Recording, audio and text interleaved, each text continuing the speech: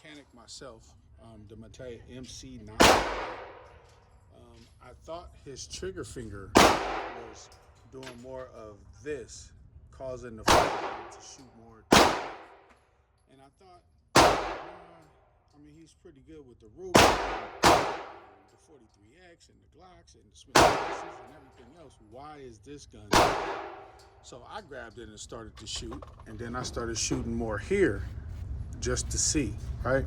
And it's doing the same thing. It's shooting down and to the left. No matter how close I get this to line up with the trigger, with the sights, it's still shooting down to the left. So here, I went to this one, and I matched the front trigger sight up higher to the right-hand side with the back trigger sights. And then it actually started to kind of hit more. So with the Canik Mete, until we get a chance to the triggers, the sight, we have to put the sight up to the right, the high right, in order to be able to get it to hit there. I mean, it's fine. You could want your gun to actually do something like that, based on the fact that if somebody else picked up your gun, they wouldn't really know, I would say, how to aim it. They probably would miss you at a good distance. But at a close range distance, they're gonna pretty much hit you anyway, because all this is actually hitting somebody, regardless, whether it's here, any of this is hitting a body, right? So you just wanna make sure that you understand your gun. Each gun is gonna be different. Each firearm is gonna be different. So as of now, with this, with me still shooting off sight, if I'm looking at the sights, the two back sights, that front sight is way up here for me to get this right here, right? So if I picked up the Canik,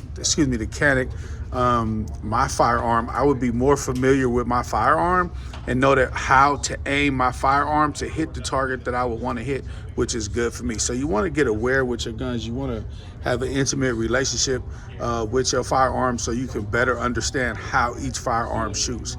And that's why it's also good that people say that you get connected with one EDC and you carry that one EDC. But after a year, you switch out EDCs. We actually gonna be shooting my everyday carry probably after his Ruger. We'll show upgrades on his Ruger. But after we start shooting these things and you switch out, and then I go from the Echelon to the Canik, then I have an understanding of my firearm. We'll move on to the next gun.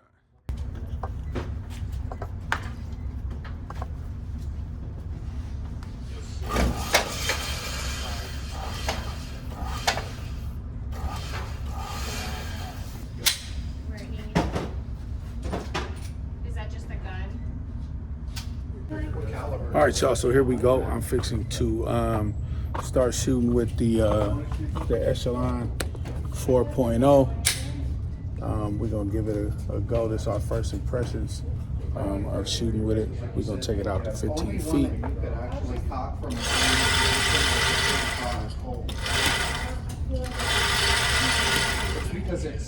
We'll take it to 25 feet. All right. So here we go. This is the Springfield Armory Echelon 4.0. Holding it too tightly sometimes, like you're squeezing it, kicking it off. Compact, and it has the Viridian RFX 11 sight on it. These are our first shots. We're gonna give it a shot and let's see what it do. Then inhale. Yeah. All right, so here we go, y'all. Here, hold on. I'll toss your target.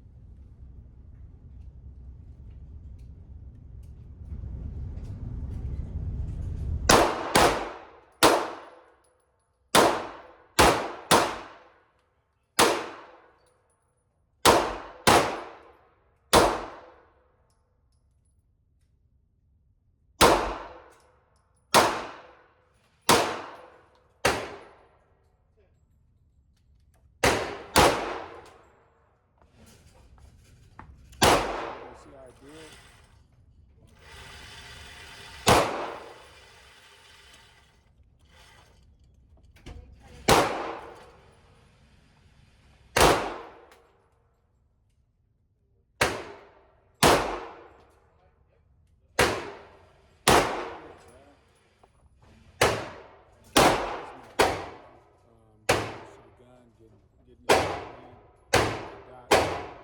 really can appreciate how it feels. Just gonna keep shooting.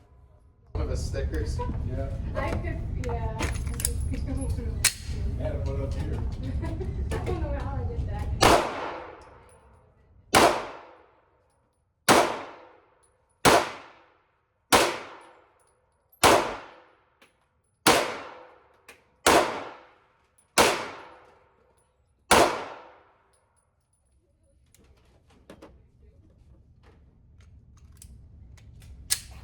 Had to get it lined up so it kind of.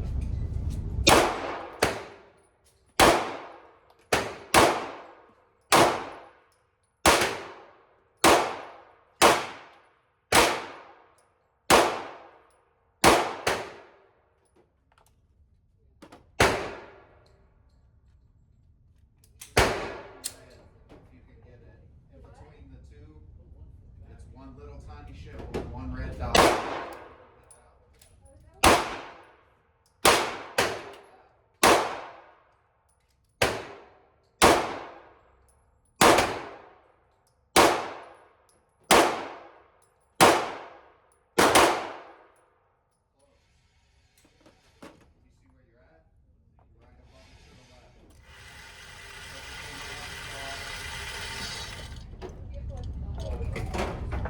They just pop right out. You just push right in the back. Foot out a little bit. There you go. All right, so the more I shoot with it, the more confident I get, the more I get familiar with the green dot here, and seems like this is gonna be a good shooter. The slide is easy, real easy like butter. I'm really starting to appreciate the firearm. The firearm, it's not finicky. It does what it's supposed to do. The Canik appears to be. We could do a comparison and contrast between. The Canik is a little more finicky on the but then we just play with the sights a little bit and kind of see how we never really had to adjust some sights. They kind of always fire from down, but never had a Canik either. So they may just be finicky. They may just be something that comes through the manufacturer that you just got to play with them, adjust them, kind of change a little bit. And I could understand that. I definitely could understand that. However, the Echelon is something that just ran, right? I didn't need to adjust and play with it and finesse it and do nothing. I just had to pick it up and just shoot it, and then just kind of get used to kind of how it shoots. The first one was kind of off. It kind of was more out. The second one kind of more out. The third one, these is kind of double. Like you can see it hit twice in some of these, right? There's really none outside. This is the lowest one. That one I think was from up there. 1, 2, 3, 4, 5, 6, 7. You can change it. This one is just 8. That one looks like twice. I don't know where the other two. They might have went over there, but for me, this one is definitely the winner between the Canik MC9L. Yeah, the Echelon as far as range experience, the sight, the slide, the ease of trigger. For me, this kind of has the Glock 19X beat. I mean, we've had the Glock 19X, the 43X. We've had a lot of Glocks, the 10 millimeters, and I just think so far right now, midway in between. the Springfield Echelon is definitely a winner in my book. But yeah, we'll get back. We'll do a tabletop review or something like that of it a little bit later, as well as the Canik. I liked it, that flat dark earth with that black slide. I mean, that's kind of what got me. I was gonna get the new Glock 43X, that flat dark earth or coyote or whatever color they want to call it. I like those color guns, which is why I got the 19. However, we'll conclude this indoor section and we'll tabletop a little later. I appreciate y'all. Thanks for rocking with me, bangers and bullets, man. We out.